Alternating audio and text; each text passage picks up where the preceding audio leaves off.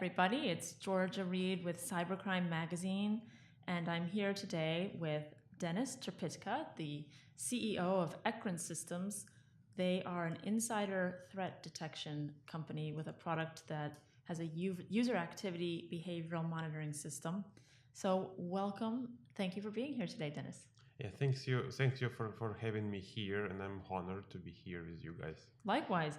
I just want to get some background information about you yourself as the CEO of this company, and you have over 15 years of experience in IT and cybersecurity. So I know that you are from Ukraine and you live there sometimes. Tell me about yourself, your upbringing and education there. Where did you go to school before entering the tech industry, and how did you get involved in the tech industry? I'm originally from Ukraine, from the city which is called Dnipropetrovsk, but now it's Dnipro, just Dnipro. And I went to school there. I went to high school there. I went to university as a computer science student. And after graduation, pretty quickly, just established my first company, which still operates pretty successfully, and it is a cybersecurity product development consulting company. Okay, what is that called? A priori. A priority, right? So Yes. you have over 15 years of experience with that. Tell me more about that company. So we started developing the cybersecurity products for the product companies in US, and we're still doing that pretty successfully.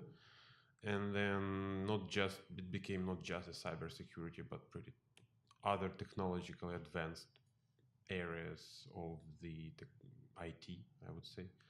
Now we are around 350 people there. Oh, wow, that's big. Okay, and then how did a Priorit emerge and kind of turn into Ekran? Yeah, so a Priorit has a consultancy model, so we basically help companies on the consultancy model. And of course, every business owner of consultant agency wants to turn it, or at least to benefit from the product model, right? And it was natural for us to start thinking about the niches and the areas of the cybersecurity, because this is, I would say, it's our call. It's the best thing we can do. We know we track daily for 15 years. And we're just thinking about what areas can we disrupt or operate in, and then we started it. I think this is our third cybersecurity venture, Okay. which is basically is going pretty well right now. Oh, Ekron. very good. So Ekran, you said, okay, we want to have a product, and this is it. And Ekran is helping to defend against the insider threat. That's the niche. So tell me about the insider threat and the product there that you offer for that. Insider threat is I would say, let's start with sort of a definition, right? So insider threat is the abnormal, or I would say legal behavior of the insiders in the network which is controlled or owned by the enterprise. Which insider means not all the time the employee. We shouldn't forget about the third-party subcontractors or somehow other associated with the company individuals. And that's an abnormal or illegal behavior might be intentional or also unintentional. And you can see from all these bots and from all this definition that it's a lot of angles, a lots of different parts, how things can start going bad, basically. So malicious behavior, whether intentional or not intentional, is what you're protecting against. Yes, well, that's what we're protecting against. It's an ultimate goal to make these events, to make these incidents visible, track them down, investigate them, protect against them. So when you say this, the cyber criminal activity from the insider threat, whether it's the employee or the subcontractor, when we're talking to insiders, is this more petty crime such as password theft, or are they snooping around, or is it more serious, any identity and intellectual property theft or cyber espionage? What have you come up against? We see these things all over the place, just all the things you mentioned, and also making the intentional harm that's another aspect. But back to your points, yes. So the tampering, like stealing the passwords or using the another party's credentials to log in, that's a pretty common scenarios, and these scenarios shouldn't be underestimated because due to different studies, different research reports, the cost of, for example, the credential theft could end up for enterprise could end up to be 2 million cost. Wow. 1.96 million, that was estimated by Ponemon Institute. So it's overall cost, including the reputation cost, the loss cost, so everything together. Sure, it so all it's adds up. but it's and it's this is just because somebody was stolen the credentials. Okay, just from credential theft alone can cost upwards of $1 million or $2 million. Just from this, and of course, the more we go in deeper into the scope of the breach, the more expensive it gets. So the average cost of the breach in US is estimated to be around 11 million. Oh wow! And exactly how big is the inside threat for companies? I mean, is this more of a threat than cyber attacks coming from the outside? Is it equal? The interesting part here is that most of the companies, they estimate that they don't know exactly what's happening inside their network. So whenever I ask the rhetoric question of, are you really sure right now there is no illegal activity happening inside your networks? All the CISOs kind of laugh at me and say, who can say this? It's impossible to say this. So basically, everybody assumes that something is happening in their network right now, and only 18% of companies, they say that they have enough measures to monitor and protect from them. But they hire all these people, they do background checks, they vet them. I mean, aren't there candidates, aren't there employees, good, safe people? They go out to happy hours together. It still happens, you're saying? Of course, because, people, first of all, it's not enough to have all these checks done. Second, people change over time.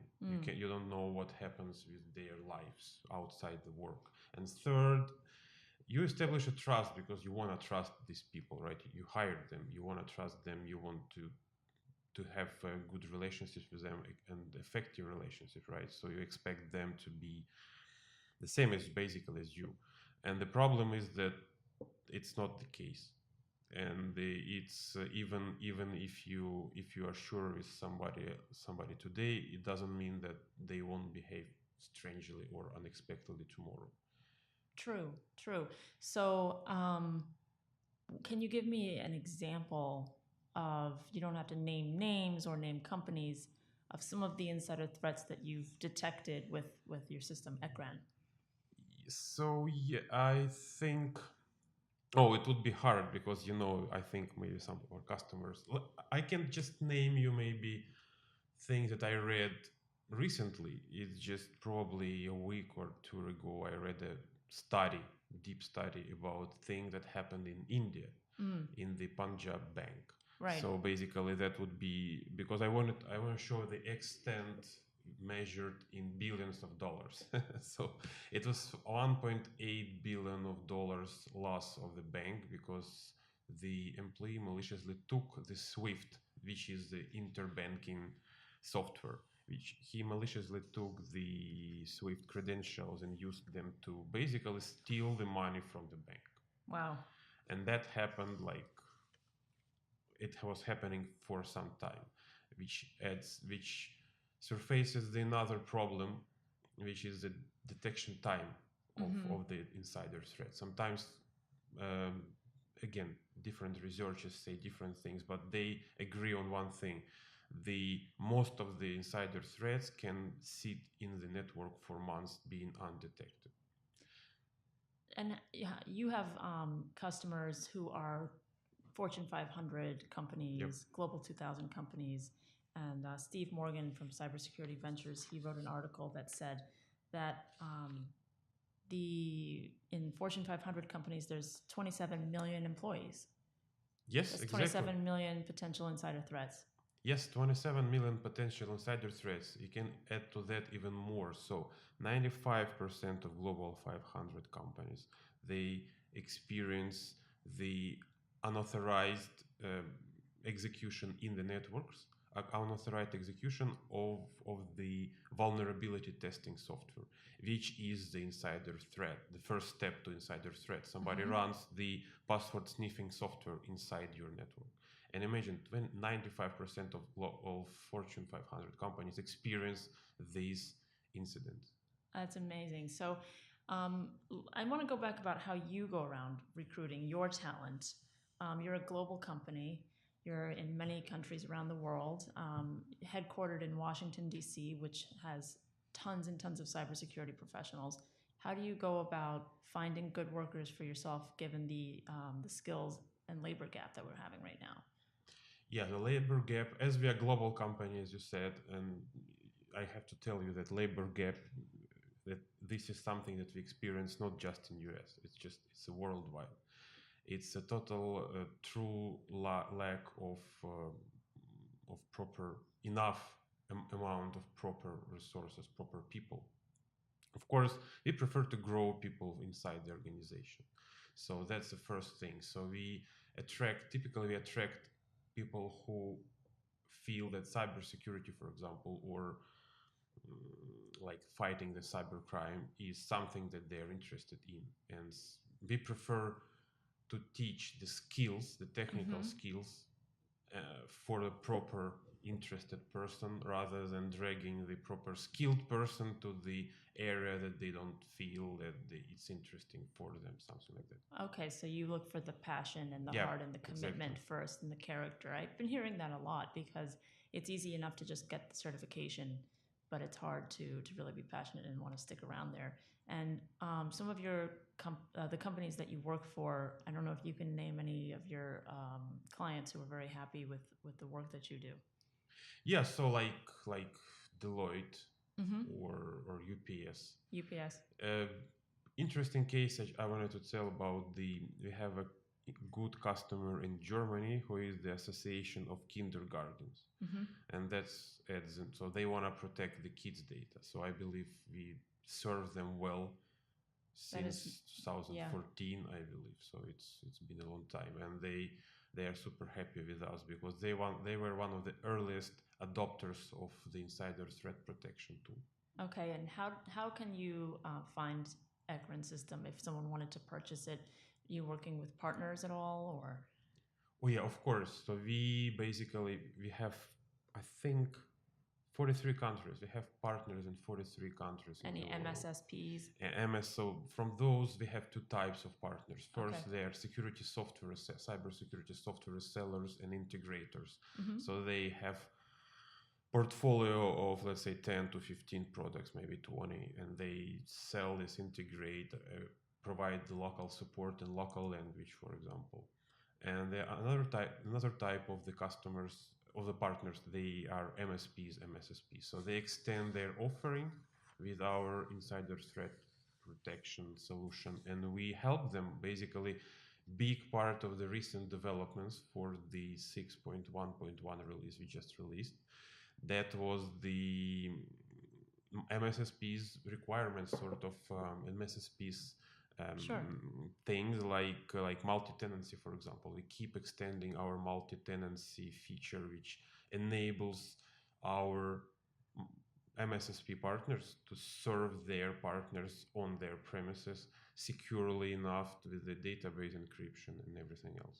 And where do you see Ekran Systems? How much growth are we calculating for the next year or two? So we grow 100% year over year, and we expect next year to grow a little bit more, not a little bit more, but more. This year was a big year for us. We hired Neil Bouchard, who is our SVP of North America, and we have high hopes. Very good. It sounds like you're doing amazing work. I heard that it's a very easy tool to use and to deploy. I mean, anyone who's listening who's a CISO, and they're interested, I mean, how fast can we set up Ekran System on the infrastructure, for example?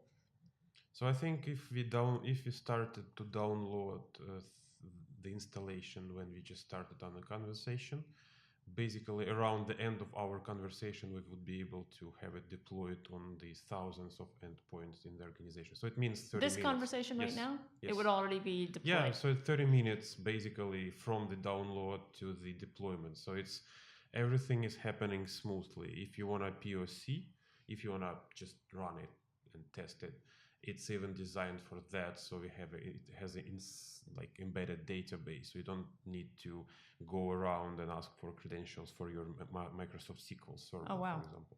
So it's super quick, and you have all the deployments of the agents done remotely, and all the updates later are also done automatically remotely. They just don't have to. So it's really plug and play. Yes, you get absolutely. it on there. We were working on this since the beginning for it to be super easy to install, because from the beginning and honestly until now, I hear that the biggest deal breaker or biggest obstacle to buy in the privilege access management or insider threat protection software is the complexity of installation require. So a lot of time the multiple support calls are required to install and make it work. Sure, right. And as far as the privileged access management universe, there's lots of software solutions out there already that do that. How well does Ekron integrate with those? I would say Ekron is the new generation privilege access management. So existing bigger solutions. Yeah, the big players that we the all big know. players, they have an architecture which allows them to do what they claim, of course, and they're great solutions. Our solution allows more granular control over the user behavior, over greater monitoring capabilities, greater integration with the other tools. So I would say if somebody has the big solution installed and it works, they still have the gaps, and they have the areas where they need us, and we will integrate smoothly into their environment. It sounds like you really know a lot about technology and cybersecurity. And just before we wrap up, I'm curious, how did this become your passion? If you're looking for passion in your employees and devotion, how did this, become your Interesting niche? question, because I think I just started to think how did it become so. The initial passion was to solve complex tasks, honestly, and I remember from the beginning, this start of our consulting business, a lot of projects was just about developing some small one-page website or developing pretty easy application, which was great for business, but it did not have any passion. But when we started to develop a cybersecurity software, cybersecurity solutions, that's where I started to think this might be a thing for my future, because this you never it's never enough of the cybersecurity in the world, honestly. Sure. And why? Because the tasks in the cybersecurity are becoming more and more complex. This constant, fight between viruses and antiviruses is only one example of this. Why tasks are becoming more and more complex. The first benefit of AI you can see in the cybersecurity, of course, because you want to track first automatically the bad behavior in the organizations. And the malicious. Malicious activity. Sure, absolutely. That's really interesting. So, Ekran System is in UPS. You said. What are some of the other markets that can benefit? Finance services are the most. I think we have top 5 Spanish banks as our customers, which some of them are biggest European banks. We have Polish PKO, which is the largest insurance company, as our customer. We are signing up finance services organizations more and more. We know the case from the previous customers that we can basically implement in the product and make it more attractive to next customers. and they benefit immediately from the solution, because not just because of the capabilities, but also because of the PCI compliance. For example, they have to comply with the specific areas. So like the healthcare, they have to comply also. Healthcare Yeah. is a sector for you Yeah, as well. also the sector So for us. you're in some hospitals and Yep. things. We were just talking with another person from the healthcare industry recently, and he was saying that the IT infrastructures and networks in these places are very vulnerable. Yeah, exactly. So we have one case we work with a partner to install the solution in the hospital. So they want to do this thing that I think is the future for the healthcare because of the PHI. So the problem we try to solve is that the doctors has to be able to access only the records that they are of the patients they are allowed to, and that's what we are trying. It sounds So even someone easy, without right? a tech background, you can help them. Yes, Absolutely. yes. Well, that's great. It's been really nice talking to you. Yeah. I can't wait to see the growth that you've projected here in the United States this year, and we will definitely be seeing you again here soon. And Thank you for great questions. Thank you for being here. Thank you very much.